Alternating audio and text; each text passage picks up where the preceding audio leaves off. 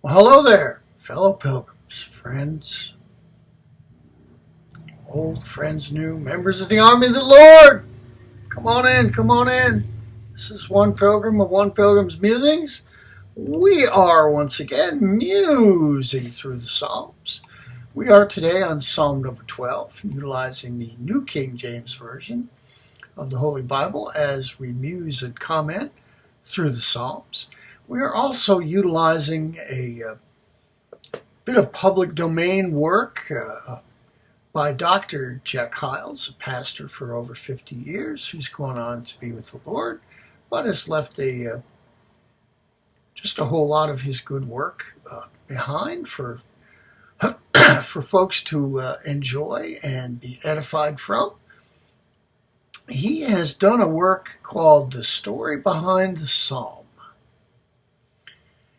or Psalms actually, and it is a concise, a very concise breakdown of a little bit of the history of each psalm and the way it was used or was used and is used by God's people. So we are today on Psalm number 12. So before we get to the psalm, let's see what Dr. Jack's research tells us. The author was King David. The story behind the psalm? Well, the conditions surrounding the writing of this psalm, Psalm 12, were the same as Psalm 11. David was living in the court of Saul as a young man. The people of Saul's court were wicked. Notice in verse number 8 the words, "The wicked walk on every side." This was the case during both the times of the writing of the 11th and the 12th Psalm. You can read it right in the Psalm. It tells you that. So how was this Psalm, or was and is this Psalm used by God's people?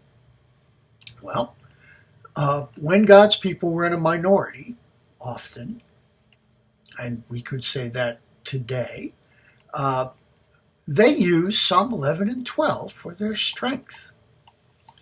These would certainly be splendid ways to gain strength for someone who works in an office and is surrounded by unrighteous people. None of us would know anything about that, right? Okay. Or perhaps there is a young person in school who has to stand alone. Very difficult for very young people. Or at best has few to stand with them. They could find a haven in this psalm. Or how about a serviceman or a factory worker or just a whole Christian family surrounded by unholy neighbors, or a difficult community, living in a difficult community? Note the words in verse 1, "Help, Lord." It is an unusually vehement cry for help from God.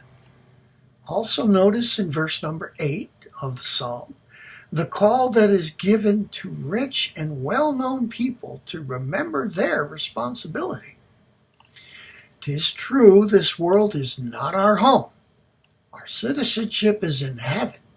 We are pilgrims passing through on our way to the holy city.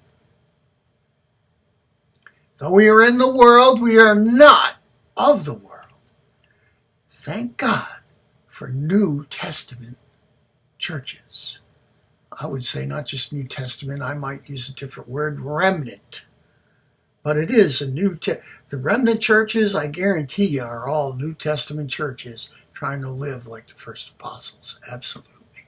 So we'll go with that, New Testament. Thank God for New Testament churches. Thank God for Christian schools. Thank God for youth departments. Thank God for that community within a community called the New Testament Church.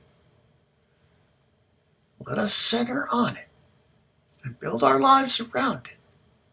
And then, remember, I'm going to add this, to take that light that we have strengthened by gathering together and take it out there to pierce the darkness.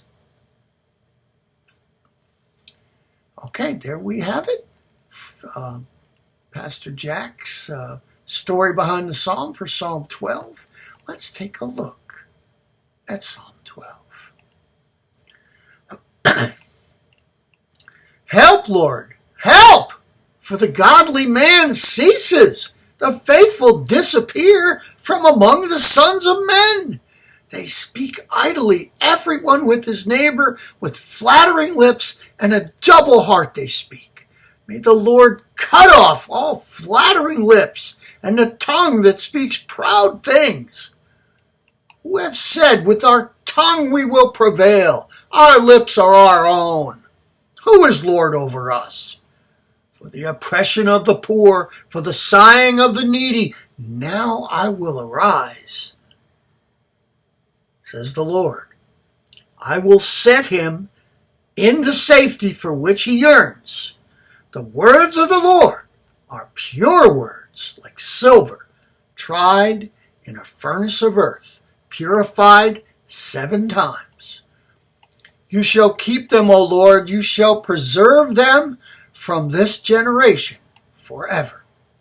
The wicked prowl on every side, while vileness is exalted among the sons of men. There you have it. Psalm number 12.